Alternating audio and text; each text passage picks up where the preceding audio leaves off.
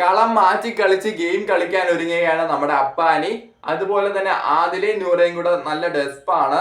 കാരണം അവരുടെ സെക്ഷുവാലിറ്റി മറ്റുള്ള വീട്ടുകാരെ ബാധിക്കുന്നു എന്നുള്ളൊരു പേടിയിലാണ് ആദിലയും നൂറയും അവർ കരയുന്നുണ്ട്.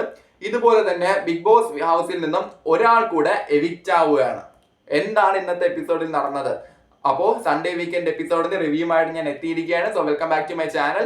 എന്റെ വീഡിയോ ആദ്യമായിട്ട് കാണുന്നവർ വീഡിയോ ലൈക്ക് ചെയ്യുക, ചാനൽ സബ്സ്ക്രൈബ് ചെയ്യുക. അതുപോലെ തന്നെ നിങ്ങളുടെ അഭിപ്രായങ്ങൾ മസ്റ്റ് ആയിട്ട് താഴെ കമന്റ് ചെയ്യുക, വീഡിയോ ഷെയർ ചെയ്ത് മാക്സിമം സപ്പോർട്ട് ചെയ്യുക. നമുക്ക് നേരെ റിവ്യൂയിലോട്ട് പോകാം. കാരണം പറയത്തക്ക ഒന്നുമില്ല, പെട്ടെന്ന് തന്നെ തീർക്കാൻ നോക്കാം. കാരണം എന്താണെന്ന് വെച്ചാൽ ഒന്നുമില്ലാത്തൊരു സൺഡേ എപ്പിസോഡ്. പ്രമോയിൽ കണ്ട ഒരു പഞ്ചൊന്നും കാണുന്നില്ല. മറ്റേ ആര്യന്റെ പ്രശ്നമൊക്കെ നമുക്കിത് വഴി ഡിസ്കസ് ചെയ്യാം. ആദ്യം തന്നെ ലാലേട്ടൻ നമ്മുടെ പൂക്കളൊക്കെ ഉള്ള ഒരു കുർത്തയും മുണ്ടുകൊടുത്തോണാണ് ലാലേട്ടൻ വരുന്നത്. ഇതിനുശേഷം ഓണത്തൊക്കെ പറ്റി സംസാരിക്കുന്നുണ്ട്. കളറോണം എന്നുള്ള പേരിൽ ഒരു ആൽബം ഇറക്കിയിട്ടുണ്ട്. അപ്പൊ അതിന്റെ റിലീസൊക്കെ നടന്നിരുന്നു. അതിനു മുമ്പായിട്ട് വീട്ടുകാരുടെ പൂക്കളുടെ കാര്യം, എന്തൊക്കെ പൂക്കളാണ് യൂസ് ചെയ്യുന്നത് ലാലേട്ടൻ ചോദിച്ചിട്ടുണ്ട്. അപ്പം അതൊക്കെ ചോദിച്ചതിന് ശേഷം കളറോണം, അത് രമ്യ നമ്പീശൻ പാടിയ ഒരു ആൽബം ആണ്. അത് റിലീസ് ആവുകയാണ്. നല്ലൊരു ആൽബം ആയിരുന്നു. എനിക്ക് ഭയങ്കരമായിട്ട് ഇഷ്ടപ്പെട്ടു. ഇതിനുശേഷം കിച്ചണിൽ നടന്ന കാപ്പിപ്പൊടി മോഷണ കേസൊക്കെ ലാലേട്ടൻ ഒന്ന് വിശകലനം ചെയ്യുകയാണ്. അതിൽ ജിസയിലാണെങ്കിൽ ജിസയില് നിരപരാധിയാണ്. അതായത് ജിസയില് എനിക്കെന്ന് പറഞ്ഞൂടെ രാമനാരായണ എന്നുള്ള ബേസിൽ ജിസയിൽ നിൽക്കുകയാണ്. പക്ഷെ അനുമോള് കാപ്പിക്കളിന്ന് വിളിച്ചൊന്നും ജിസയിലിനെ എഫക്ട് ചെയ്തിട്ടേ ഇല്ല. ജിസയിലിനെ ഒരു തരത്തിലും എഫക്ട് ചെയ്തിട്ടില്ല. ജിസയിൽ അവിടെ സ്ട്രോങ് ആയിട്ടാണ് അവിടെ ജിസയിൽ നിൽക്കുന്നത്. ജിസയിലിന്റെ ഭാഗത്താണ് ജിസയിലിന്റെ ഭാഗത്ത് ന്യായമുണ്ട് എന്ന് നന്നായിട്ട് പറഞ്ഞ് ഫലിപ്പിക്കാൻ ജിസയിലിനായിട്ടുണ്ട്. ഇതിനുശേഷം നമ്മുടെ ക്യാപ്റ്റൻസിയിലോട്ട് വരികയാണ്. ക്യാപ്റ്റൻസിയിൽ മെയിൻ ആയിട്ട് ചോദിക്കുന്നത് ആര്യന്റെ ക്യാപ്റ്റൻസി എങ്ങനെ ഉണ്ടായിരുന്നു. അങ്ങനെ നേരെ ലാലേട്ടൻ മറ്റേ ശൈത്യയുടെ കേസിലോട്ട് വന്നു. പിന്നെ ചെരുപ്പ് എറിഞ്ഞ കേസിലോട്ട് വന്നു. ഇതിനൊക്കെ പറ്റി സംസാരിക്കുന്നത് അബിയുടെ അടുത്തൊക്കെ ചോദിക്കുന്നുണ്ട്. സംഭവം വലിയ പണിഷ്മെന്റ് ഒന്നുമില്ല. ഇത് എല്ലാരും എക്സ്പെക്ട് ചെയ്ത് തന്നെ നോമിനേഷനിൽ ഇട്ടു. അതായത് അടുത്ത ആഴ്ചത്തെ നോമിനേഷനിൽ നമ്മുടെ ആര്യന് ഡയറക്റ്റ് എൻട്രി കിട്ടി. അല്ലാതെ വേറെ വലിയ പണിഷ്മെന്റ് ഒന്നും ലാലേട്ടൻ കൊടുത്തിട്ടില്ല. ലാലേട്ടൻ കുറച്ച് കൂളായിരുന്നു ഇന്ന് നേരത്തെ കണക്കല്ല. പിന്നെ ഇതിനുശേഷം നടന്നത് ജയിലിനെ പറ്റിയിട്ടൊരു വിശകലനം ലാലേട്ടൻ നടത്തി. അതായത് ജയിൽ ടാസ്ക് എങ്ങനെ ഉണ്ടായിരുന്നൊക്കെ ഒനിയലിനോടും ജിസയിലിനോടും ലാലേട്ടൻ ചോദിച്ചറിഞ്ഞ ജയിൽ വാസമൊക്കെ എങ്ങനെയാണെന്ന് ലാലേട്ടൻ ചോദിക്കുന്നുണ്ട്. അതിനുശേഷം അക്ബറിന്റെ നോട്ടത്തെ പറ്റിയിട്ടാണ് ലാലേട്ടൻ ചോദിക്കുന്നത്.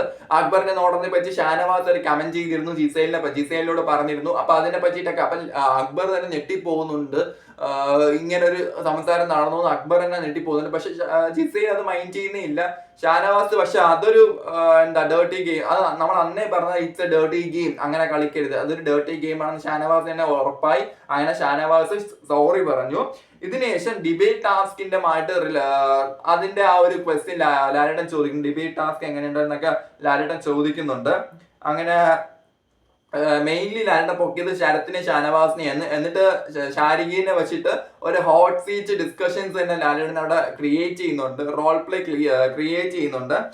പിന്നീട് നമ്മുടെ അക്ബറിന്റെയും പിന്നെ നെവിന്റെയും ഒരു പാരഡി സോങ് ആണ് നടക്കുന്നത്.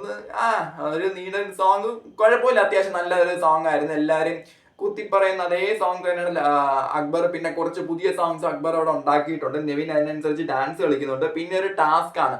ടാസ്ക് എന്ന് പറയുമ്പം ഒരു വൈറ്റ് ബോർഡിൽ 3 ഓപ്ഷൻസ് ആണ്. ഇവരുടെ പേര് 3 അല്ല, കുറച്ച് ഓപ്ഷൻസ് കൊണ്ട് ഇവരുടെ പേരും ഉണ്ട്. ഞാൻ പുലിയല്ല വെറും എലി, പിന്നെ അതുപോലെ കാലുമാറ്റക്കാരൻ, നിഴല്, ഗെയിമർ, പിന്നെ എന്നെ വിശ്വസിക്കരുത്, ഇങ്ങനെയുള്ള ഓപ്ഷൻസ് ഓരോരുത്തരുടെ പേരും കൊടുത്തിട്ടുണ്ട്.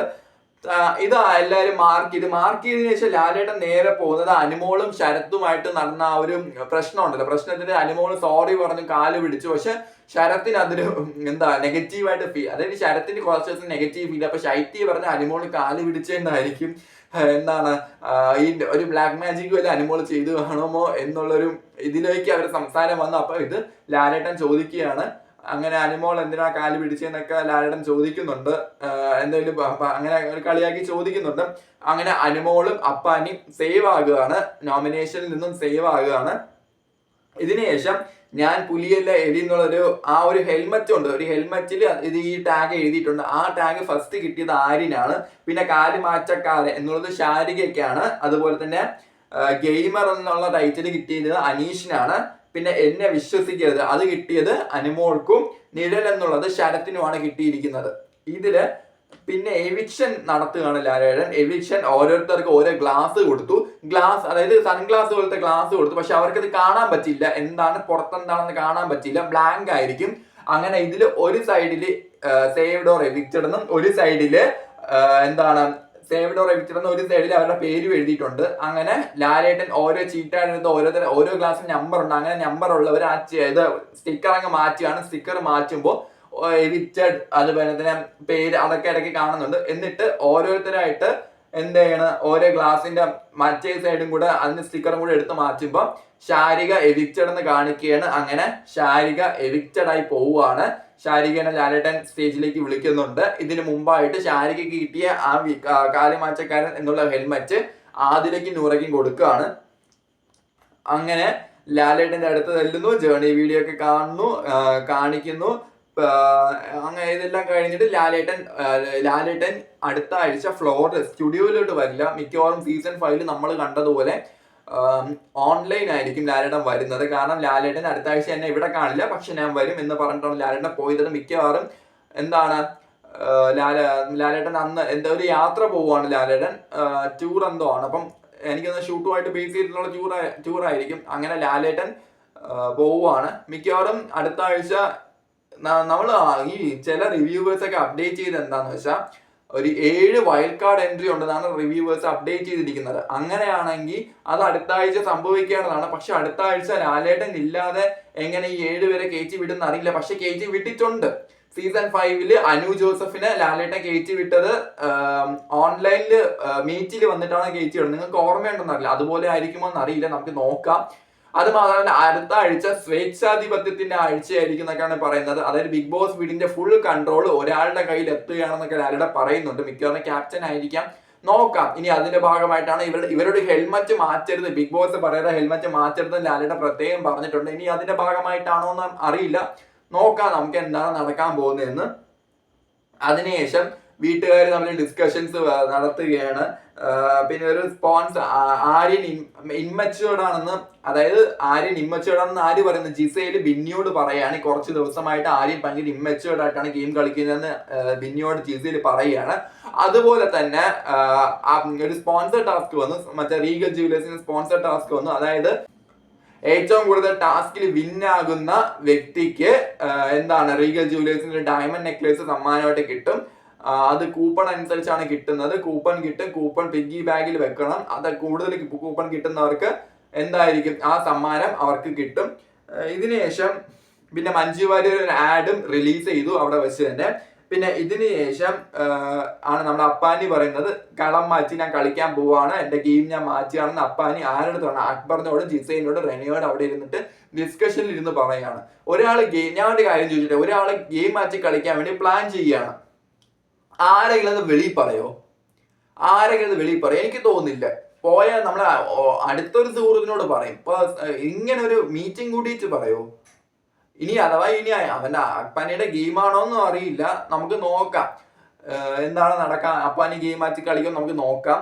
പിന്നെ അതുപോലെ തന്നെ ആദിലയും നൂറയും അവിടെ ഒരു ടോക്ക് നടക്കുന്നുണ്ട്. അതായത് ആദിലയും നൂറയും തമ്മിൽ പരസ്പരം പറഞ്ഞ് ഭയങ്കരമായിട്ട് വിഷമിക്കുന്നുണ്ട്. അതായത് അവർക്ക് പേഴ്സണലി ഭയങ്കരമായിട്ട് ഹേർട്ടായി എന്ന് വെച്ചാൽ അവരുടെ സെക്ഷുവാലിറ്റി, അതായത് അവര് ലെസ്ബിയൻ കപ്പിൾസ് ആണ്, അവരുടെ സെക്ഷുവാലിറ്റി ഇവിടെയുള്ള ഹൗസ് മേറ്റ്സിന്റെ കുടുംബ ബന്ധത്തെ ബാധിക്കുന്നുണ്ടോ എന്ന് പറഞ്ഞ എന്തോ ഒരു സംഭവം അവർക്ക് തട്ടിയിട്ടുണ്ട്. അതുകൊണ്ടാണ് അവര് പറഞ്ഞ് ഭയങ്കരമായിട്ട് വിഷമിക്കുന്നുണ്ട്. അപ്പൊ ഇവിടെയാണ് എപ്പിസോഡ് എൻഡ് ചെയ്യുന്നത്. അതുമാത്രമല്ല എന്താണ് 25th ആദിലയുടെ ബർത്ത്ഡേ എന്തോ ആണ്. അപ്പൊ അതും കേക്കൊക്കെ കൊണ്ടുവരാൻ നൂറ പറയുന്നുണ്ട്. അവരെന്താണ് ഇത്ര ഡെസ്പാവുന്നതെന്ന് അറിയില്ല. സത്യം പറഞ്ഞാൽ അങ്ങനെ ഡെസ്പാവേണ്ട കാര്യമില്ല, കളിക്കാൻ. അവര് തന്നെ പറയുന്നത് നമ്മൾ ഇതിന്റെ അപ്പുറം കേട്ടിട്ടുണ്ട്, പിന്നെ എന്തിനാ നമ്മൾ ഡെസ്പാവുന്നത്. പക്ഷെ അവര് കരഞ്ഞു പോകുന്നുണ്ട്. എന്താണെന്ന് നോക്കാം. എന്തായാലും ഈ ഒരു ഗുമ്മില്ലാത്തൊരു സൺഡേ വീക്കെൻഡ് എപ്പിസോഡായിരുന്നു. ശരിക്കും പറഞ്ഞാൽ സാറ്റർഡേ വീക്കെൻഡ് എപ്പിസോഡായിരുന്നു കുറച്ചുകൂടെ ബെറ്റർ. സൺഡേ വീക്കെൻഡ് എപ്പിസോഡിൽ ഒന്നും കാണിക്കുന്നില്ല. എന്തായിരിക്കും അടുത്ത ആഴ്ച സംഭവിക്കാൻ പോകുന്നത് നമുക്ക് നോക്കാം. So thank you all. ഇത്രയേ ഉള്ളൂ, പറയാനായിട്ട് വലുതായിട്ടൊന്നുമില്ല. വീഡിയോ ആദ്യമായിട്ട് കാണുന്നവർ വീഡിയോ സബ്സ്ക്രൈബ് ചെയ്യുക, ചാനൽ സബ്സ്ക്രൈബ് ചെയ്യുക, വീഡിയോ ലൈക്ക് ചെയ്യുക, നിങ്ങളുടെ അഭിപ്രായങ്ങൾ കമന്റ് ചെയ്യുക. Thank you.